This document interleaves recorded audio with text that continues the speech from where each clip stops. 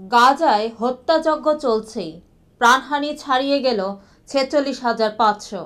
ফিলিস্তিনের অবরুদ্ধ গাজা ভূখণ্ডে গত ৪৮ ঘণ্টায় ইসরায়েলি বর্বর হামলায় কমপক্ষে আরও ৩২ ফিলিস্তিনি নিহত হয়েছেন। এতে করে উপত্যকাটিতে নিহতের মোট সংখ্যা ৪৬,৫০০ ছাড়িয়ে গেছে। এছাড়া ২০২৩ সালের অক্টোবর থেকে চলা এই হামলায় আহত হয়েছেন আরও লক্ষাধিক ফিলিস্তিনি। শনিবার ১১ জানুয়ারি এক প্রতিবেদনে এ তথ্য জানিয়েছে বার্তা সংস্থা আনাদোলু।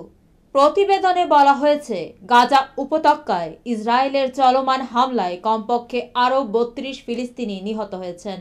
এতে করে ২০২৩ সালের অক্টোবর থেকে এ পর্যন্ত মোট মৃতের সংখ্যা বেড়ে ৪৬,৫৩৭ জনে পৌঁছেছে বলে শনিবার অবরুদ্ধ এই ভূখণ্ডের স্বাস্থ্য মন্ত্রণালয় জানিয়েছে। মন্ত্রণালয় এক বিবৃতিতে জানিয়েছে, নিরলস এই হামলায় আরও অন্তত ১,০৯,৫৭১ জন ব্যক্তিও আহত হয়েছেন। মন্ত্রণালয় বলেছে, গত ৪৮ ঘণ্টায় ইসরায়েলি বাহিনীর অব্যাহত আগ্রাসনে ৩২ জন নিহত এবং আরও ১৯৩ জন আহত হয়েছেন। অনেক মানুষ এখনও ধ্বংসস্তূপের নিচে এবং রাস্তায় আটকা পড়ে আছেন, কারণ উদ্ধারকারীরা তাদের কাছে পৌঁছাতে পারছেন না। ফিলিস্তিনি স্বাস্থ্য কর্তৃপক্ষ মনে করছে, গাজা উপত্যকা জুড়ে ধ্বংস হওয়া বাড়ির ধ্বংসস্তূপের নিচে এখনও ১০,০০০-এরও বেশি লোক নিখোঁজ রয়েছেন। মূলত গাজায় অবিলম্বে যুদ্ধবিরতির দাবি জানিয়ে জাতিসংঘের নিরাপত্তা পরিষদের প্রস্তাব সত্ত্বেও ইসরায়েল অবরুদ্ধ এই ভূখণ্ডে তার নৃশংস আক্রমণ অব্যাহত রেখেছে। উল্লেখ্য, গত ৭ অক্টোবর হামাসের নজিরবিহীন আন্তঃসীমান্ত হামলার পর থেকে ইসরায়েল গাজা উপত্যকায় অবিরাম বিমান ও স্থল হামলা চালিয়ে যাচ্ছে।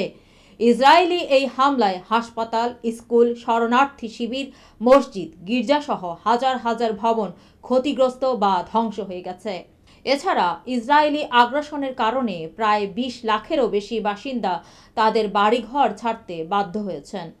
মূলত ইসরায়েলি আক্রমণ গাজাকে ধ্বংসস্তূপে পরিণত করেছে।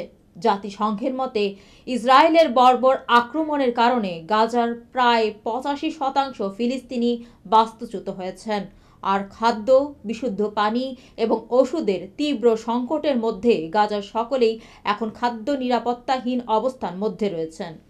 এছাড়া অবরুদ্ধ এই ভূখণ্ডে ৬০% অবকাঠামো ক্ষতিগ্রস্ত বা ধ্বংস হয়ে গেছে। ইসরায়েল ইতিমধ্যেই আন্তর্জাতিক বিচার আদালতে গণহত্যার অভিযোগে অভিযুক্ত হয়েছে। মৌমিতা তন্নি, জিবিসি টিভি, ঢাকা।